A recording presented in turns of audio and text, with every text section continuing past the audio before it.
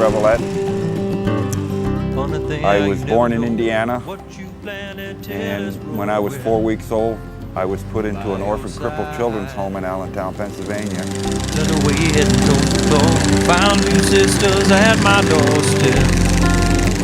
Call was mine. My goal is to go out and be a teacher with no words. To be an example without saying a word. What's the time?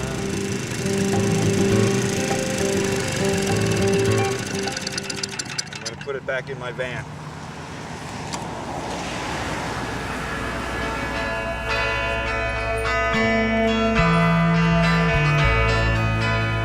And I find it remarkable sometimes and amazing how people treat other people that are different. And Ready? We as handicapped people have to feel and realize that for us to make it, we have to change. We can't fall into the same traps or the same lifestyles that other handicapped people fell into. We have to reverse our psychology. When I'm walking down the streets of Chapel Hill and I'm walking towards somebody, my eye is on him. I'm watching him even though I'm not looking. And as he approaches me, his eyesight turns to the road because he's afraid to look at me. And when I notice that, as I walk close to him, I say, "Good morning, man. Isn't it a beautiful day?" and walk right on by. That's all I say, because I think it's unjust for you to look away just because I'm different. I belong to the human race just like anybody else does.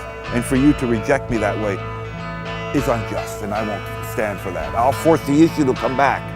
Maybe the next time I see that person, they'll say good morning after I do too. But we have to break the ice to help people understand that we're no different than anybody else. Physically formed, yes, we're different.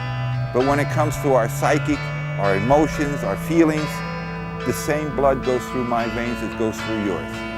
Why do you treat me so different? It's like, Marty, when I get married, I want to marry a man, not a half of one.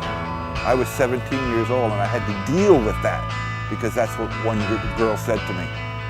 And it hurt. It cut me right in here.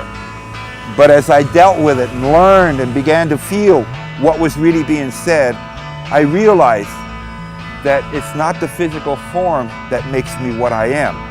It's what I look at myself and how I feel about myself that makes me what I am. I wouldn't let nobody say, "You can't do that because you ain't got no arms." I said, "Let me show you how I do this." And I picked up the hard ball and pitched. Picked up the softball and pitched. The only thing I could do as a kid. But I was always told, "You can't do this, you can't do this, you can't do this, you can't do this." And I said, "Let me show you, let me show you, let me show you, let me show you."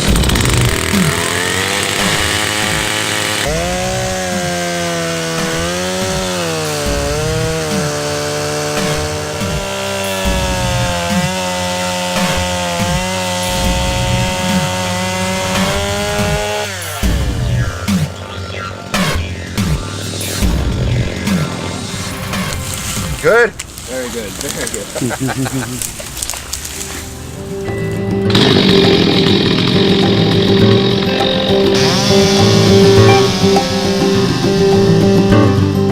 If I can show it in a way, it will give courage to other people to live their lives to its fullest, to its maximum, whatever that may be, that they may not wind up on the street corner or a freeway corner begging. It's the man that says, "I can make it." Doesn't mean it'll be easy. His life is harsh. It's cruel in many respects. But you can still survive. It comes to light on lines descending across myself. There's no use aching someday. Gotta let it slide.